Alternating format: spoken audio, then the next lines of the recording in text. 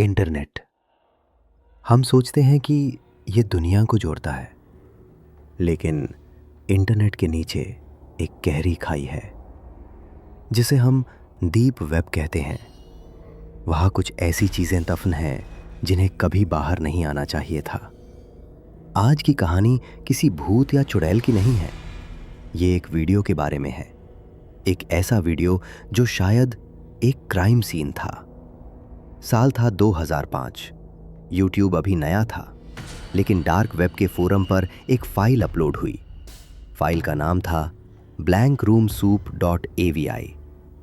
Video शुरू होता है। फ्रेम में एक कमरा है, बिल्कुल खाली। कोई खिड़की नहीं, कोई सजावट नहीं, सिर्फ सफ़ेद दीवारें। कमरे के बीच में एक लकड़ी की टेबल है और उस टेबल पर बैठा है एक आदमी। उस आदमी का चेहरा ब्लर नहीं है। एक काली पट्टी से उसकी आंखों को ढका गया है। वो एक बहुत बड़े कटोरे में से कुछ खा रहा है, कोई सूप जैसा कुछ, लेकिन वो नॉर्मल तरीके से नहीं खा रहा। वो कांप रहा है, उसके हाथ कांप रहे हैं, वो रो रहा है। उस आदमी के हाव भाव देखकर ऐसा लगता है जैसे उसे जबरदस्ती खिलाया जा रहा है। वो रुकना चाहता है, लेकिन वो रुक नहीं सकता। और फिर वीडियो में एक मूवमेंट होती है। कैमरा के पीछे से या कहीं अंधेरे में से दो आकृतियां बाहर आती हैं।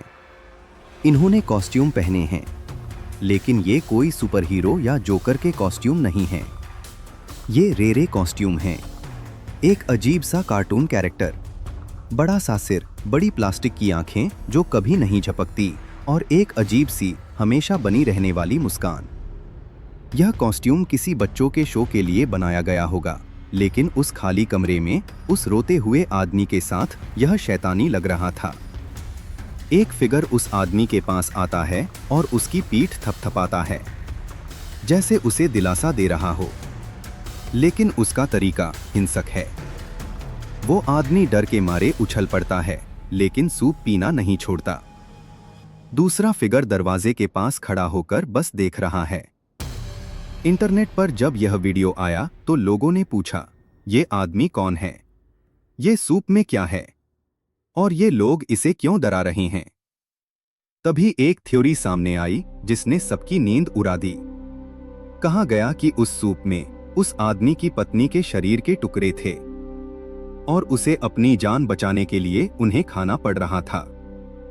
खैर, पत्नी का सूप वाली बात इंटरनेट की अफवाह हो सकती है, लेकिन इस वीडियो का असली सच उस अफवाह से भी ज्यादा अजीब है।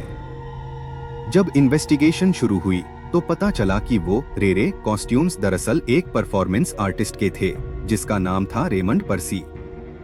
रेमंड अमेरिका में शो करता था। उसने बताया कि वीडियो आने से कुछ हफ्ते पहले उसके स्टूडियो में चोरी हुई थी।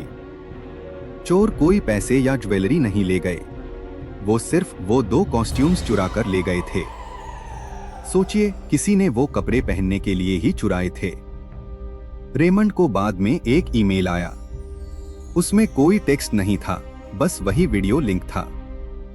मतलब जिसने वो कॉस्ट्यूम चुराए उसने वो वीडियो बनाया और खुद मालिक को भेजा, यह दिखाने के लिए कि देखो, हम तुम्हारे चेहरे का इस्तेमाल करके क्या कर रहे हैं।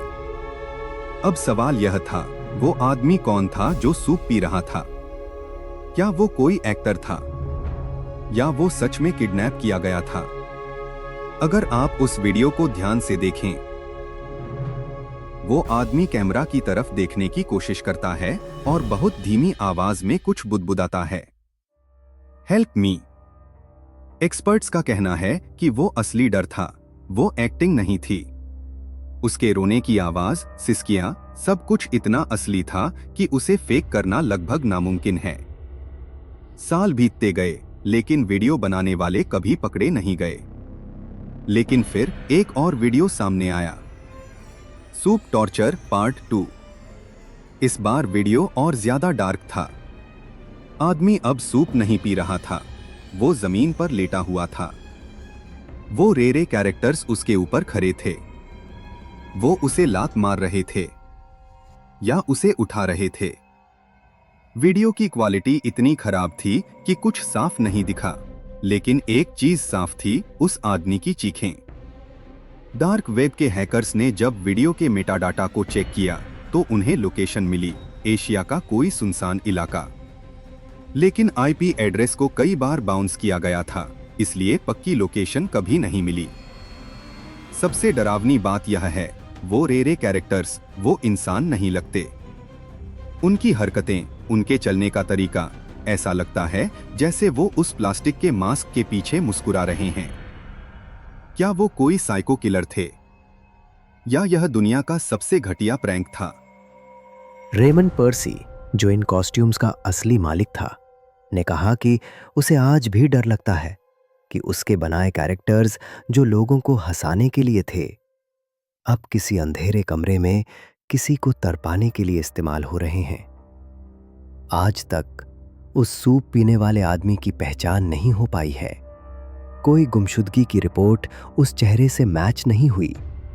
कुछ लोग कहते हैं कि वो आदमी मार दिया गया, कुछ कहते हैं कि वो उन दोनों में से एक था और ये सब एक खेल था।